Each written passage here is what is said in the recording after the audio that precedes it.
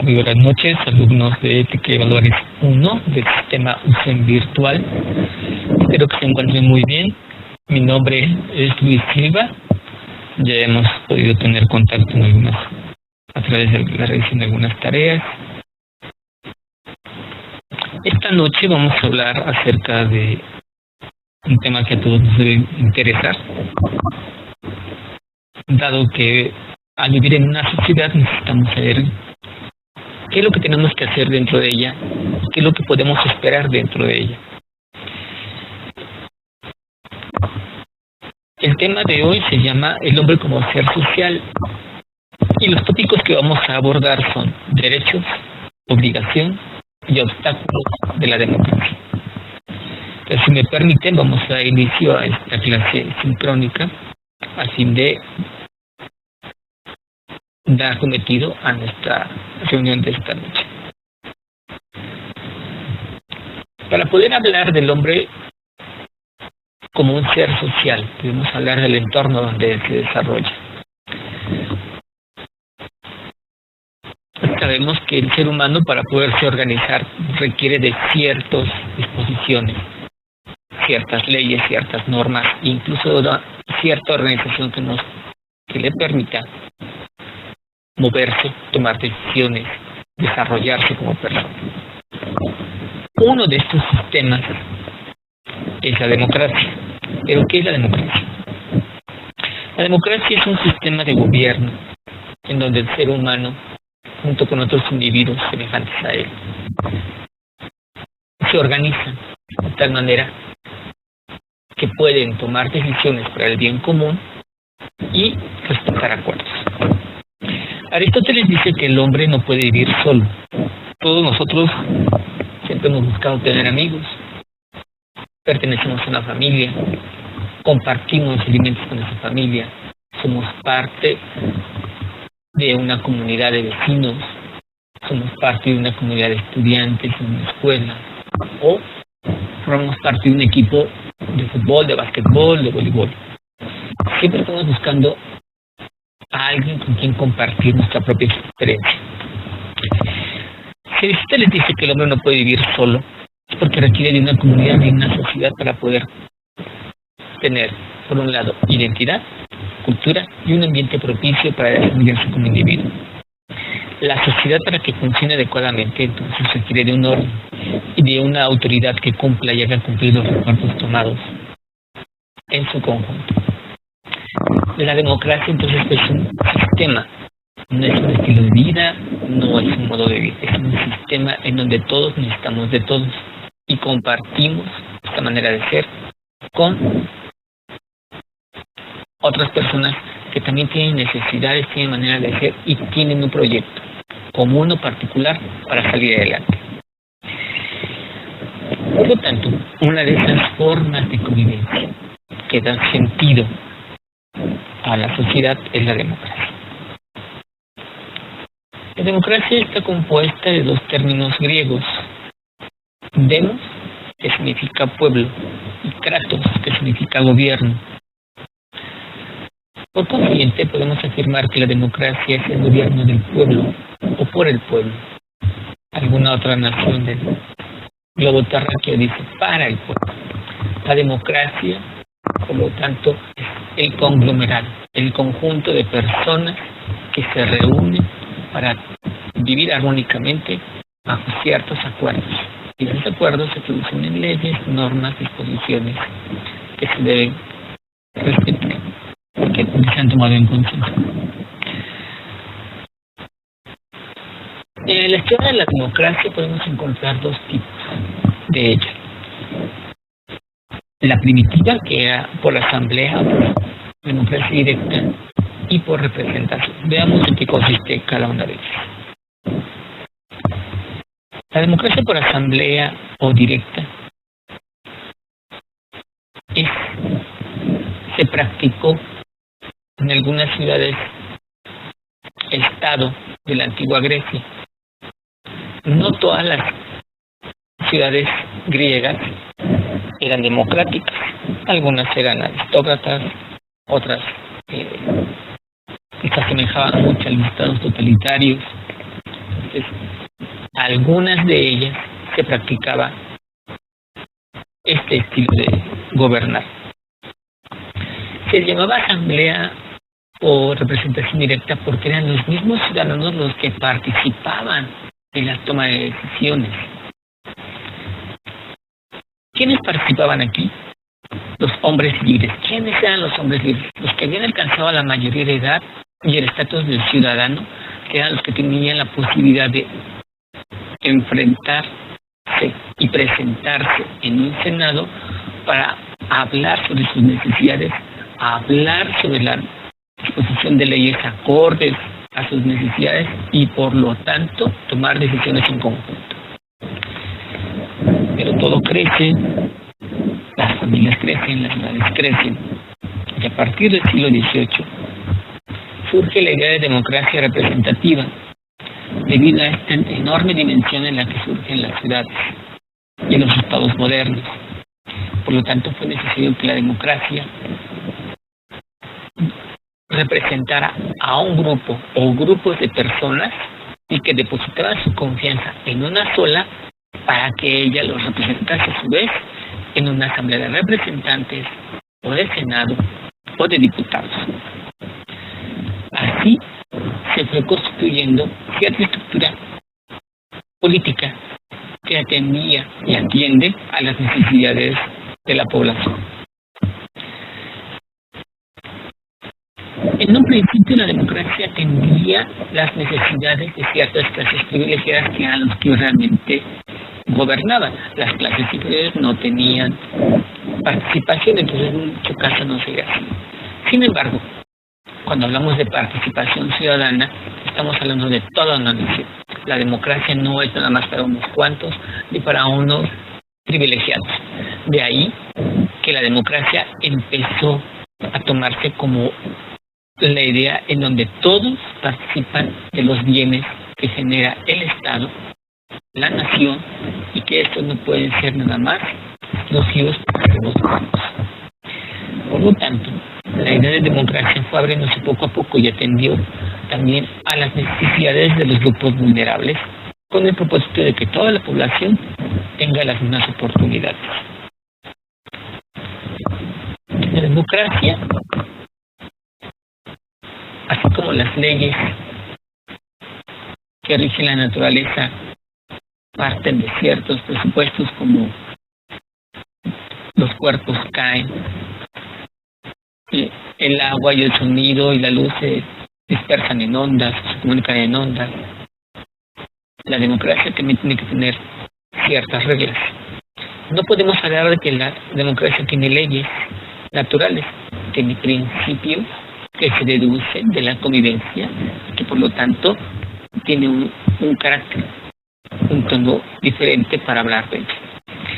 Para hablar de los principios de la democracia tenemos que hablar en términos de tres, que son soberanía nacional, que significa que el único soberano legítimo en cualquier nación y en cualquier estado es el pueblo, y que la legitimidad surge de la voluntad ciudadana expresada mediante el voto, de la mayoría y defensa de los derechos humanos de las minorías. Este es el segundo principio.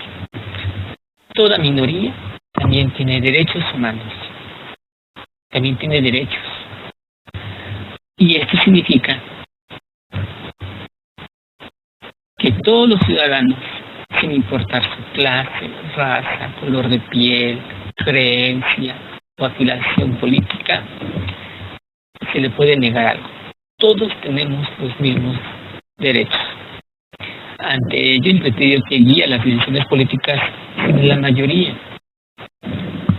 Sin embargo, esta regla requiere la participación de las minorías. ¿Por qué de las minorías? Porque ellas forman también parte de lo que somos. Forman parte de nuestra sociedad, no las podemos negar. Quien tiene derecho no de solo existir, sino también de influir en la toma de decisiones. En esta dinámica de mayorías y minorías se relaciona con la existencia de partidos políticos. El tercer principio del que parte la democracia es el de representación política democrática. Este principio es ineludible para que la sociedad pueda funcionar. Es decir, no se puede negar este principio debido a que la inviabilidad de poner a discusión y votación del pueblo todas las decisiones del gobierno. Esta situación no anula el plebiscito como recurso para conocer la opinión directa de los ciudadanos en casos excepcionales. Es decir,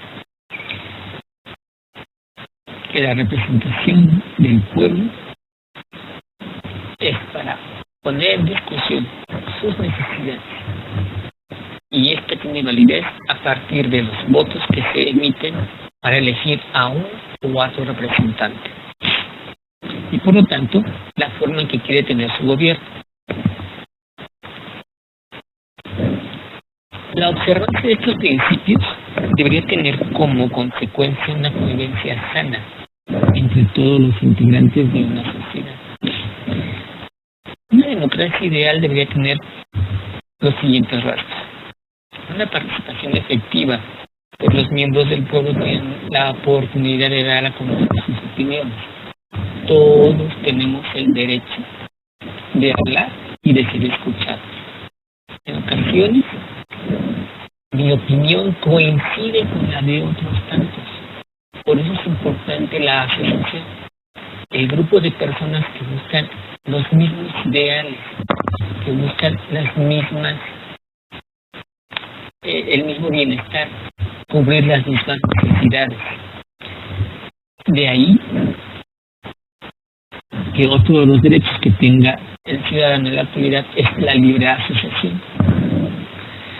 Igualdad de votos. Todos los votos que se emiten para elegir un representante, elegir a un presidente, un gobernador, para la toma de decisiones, todos los votos, en ningún momento se debe quitar a un voto por cuestiones de prejuicios o de alguna otra índole. Se requiere también dentro de una democracia que el electorado o los individuos en general estén informados. La ignorancia, el mantener al pueblo alejado de la información, no se puede conseguir, no se puede tolerar en una sociedad democrática. Inclusión. Cada uno de los miembros del demos, es decir, del pueblo, tiene derecho a participar en una asociación, lo que decía hace rato. ¿Por qué? Porque las asociaciones nos van a dar fortaleza, nos van a dar identidad. A partir de ideas bien concretas, de aquello que necesitamos, bien planteadas, el gobierno o el representante tiene la obligación de atender. Por ejemplo, si en una colonia no hay agua o no hay servicios sanitarios, es necesario manifestar ante la autoridad correspondiente para que lo regularice, se pongan los medios necesarios para que esta necesidad social sea satisfecha. Por otro lado, se requiere también el reconocimiento de derechos fundamentales, como es la comunicación, formación y participación. A su vez, la democracia debe respetar ciertas libertades. Aquí hay que tener mucho cuidado con el término libertad. Libertad no es hacer todo lo que yo quiero. La libertad es la capacidad del ser humano para tomar decisiones en beneficio propio y de los demás. Una libertad que perjudique a los demás no es libertad. Van a preguntar, bueno, maestro, ¿y eso cómo es? Si yo actúo para dañar a alguien, estoy actuando porque me falta algo, porque estoy enojado, porque tengo la mala idea de que la gente me debe cosas, porque no estoy buscando mi propia satisfacción o la satisfacción de los míos. Este tema es un poco delicado, porque van a preguntar, bueno, ¿qué pasa con la gente que tiene hambre y roba? La gente que tiene hambre y roba es una gente que ha sido excluida de nuestra sociedad. ¿Qué sería lo más conveniente? ¿Darle trabajo? ¿Apoyarla entre todos? ¿O que el gobierno las atienda? Si el gobierno las atiende, entonces el gobierno se vuelve paternalista. Si es nada más apoyarla, sería nada más momentáneo. Pero si todos trabajamos en pro de que no hubiera pobres o que no hubiera la necesidad de robar por hambre, entonces la necesidad sería distinta. El problema es que vivimos en una sociedad que es cada vez más egoísta y que piensa menos en los demás.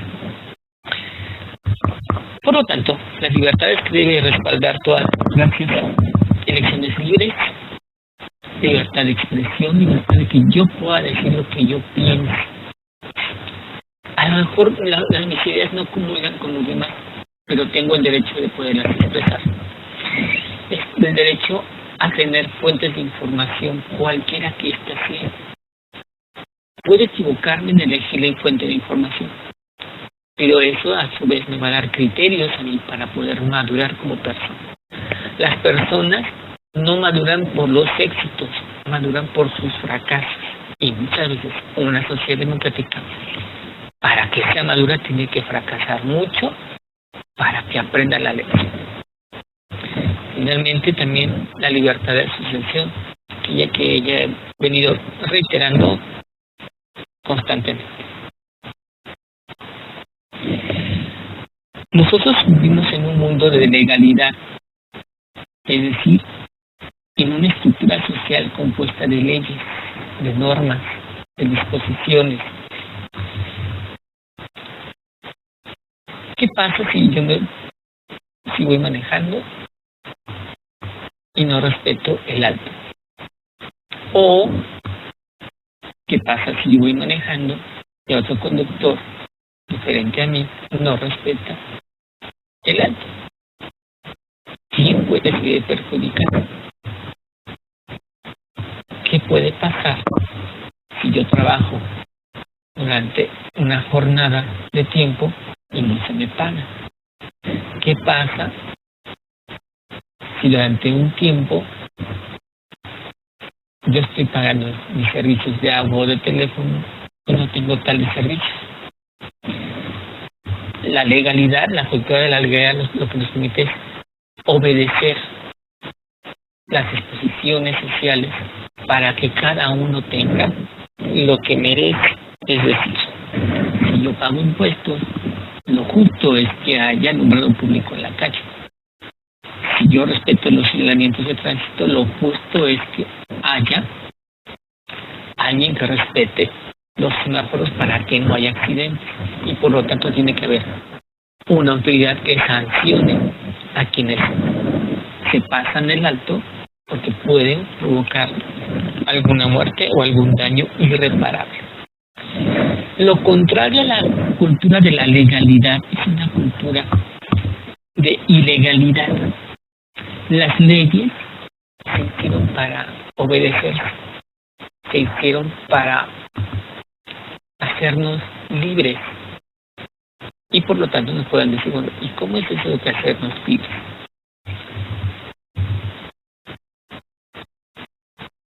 Jean-Paul Sartre, filósofo francés del siglo XX, decía: una libertad sin normas es peligrosa. Es decir, una libertad que no tenga principios, que no tenga límites, que no tenga la capacidad de detenerse, es una libertad que puede perjudicar a todo el mundo. ¿Por qué? Porque en la medida que el ser humano va respetando las leyes, las disposiciones sociales, el orden social ya establecido, va a ser capaz de entablar una buena relación con los demás sin necesidad de imponer su voluntad sobre los otros.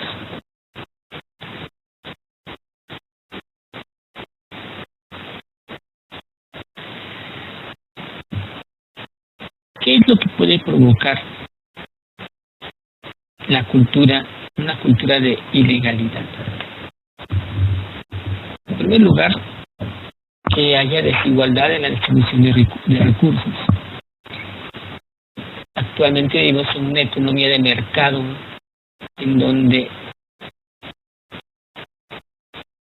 lo que rige la vida humana y social es lo que el mercado, lo que se dispone en las altas esferas de las finanzas, lo que se debe comprar, cómo se debe comprar y cuánto se debe comprar. Esto es lo que produce desigualdades económicas y desigualdades sociales, porque no todos tenemos la misma capacidad de adquirir bienes y servicios. Ustedes y yo, si contamos con una cierta cantidad de recursos, solamente podemos comprar ciertos recursos, no podemos comprar más. Y eso se debe a que hay una desigualdad económica derivada de esta economía de mercado y de una clase social predominante. La inmigración. La inmigración es otro factor que produce la ilegalidad. Las guerras, la situación de violencia o de pobreza provocan que la población más vulnerable emigre, salga de su lugar de origen y busque mejores condiciones de vida. De hecho, el ser humano, desde que surge del planeta Tierra, siempre ha estado buscando mejores lugares para vivir. Actualmente no se puede negar esa capacidad del ser humano de estar buscando mejores condiciones de vida. Y hemos sido testigos de que africanos, centroamericanos, sudamericanos, nuestros mismos connacionales salen de su país, salen de su región de origen para buscar mejores condiciones de vida. El terrorismo es otro elemento o factor que provoca la cultura de la ilegalidad.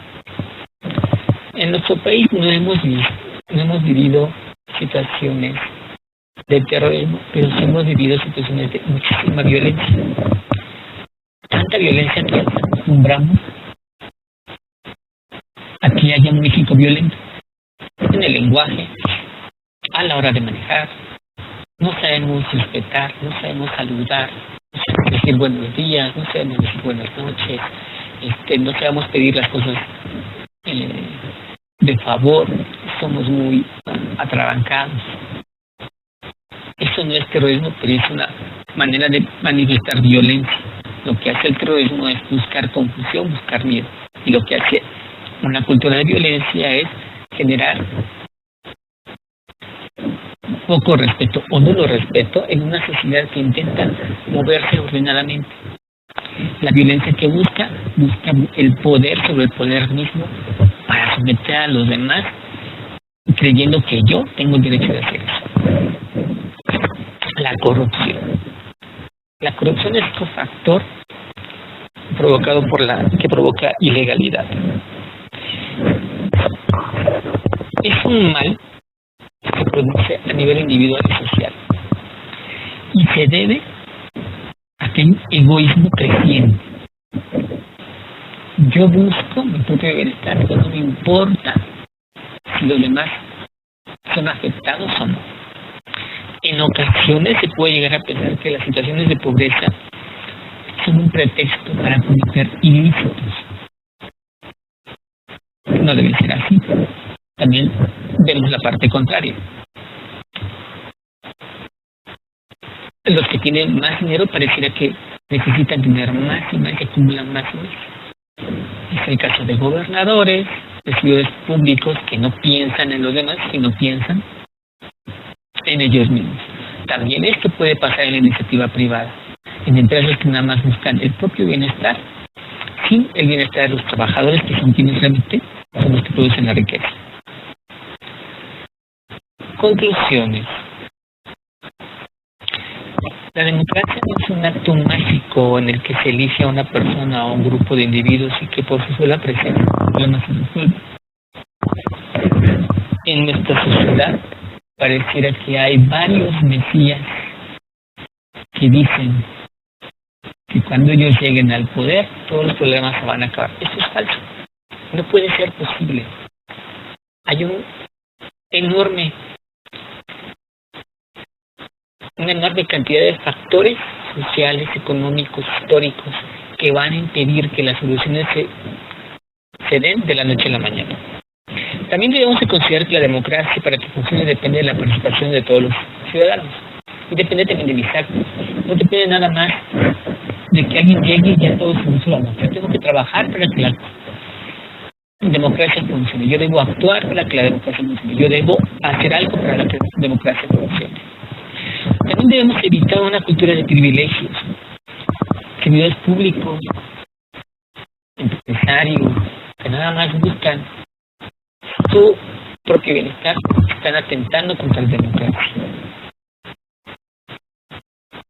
Pues bien, muchachos, espero que esta breve charla les haya servido para ampliar más su perspectiva acerca de lo que debe ser la democracia, cuáles son sus obstáculos y cuáles son también nuestros derechos. Nosotros, como parte de una sociedad cambiante, no solamente tenemos derechos, tenemos obligaciones. Y la principal obligación que tenemos es ser felices y hacer felices a los demás. Y como ciudadanos necesitamos compartir, participar y hacer mejor lo que podemos hacer. Pensando de esta manera, posiblemente podamos tener un México mejor. Y no solamente pensar en pasar materias, para tener un trabajo en donde me paguen mucho. Muchas gracias, buenas noches, hasta luego.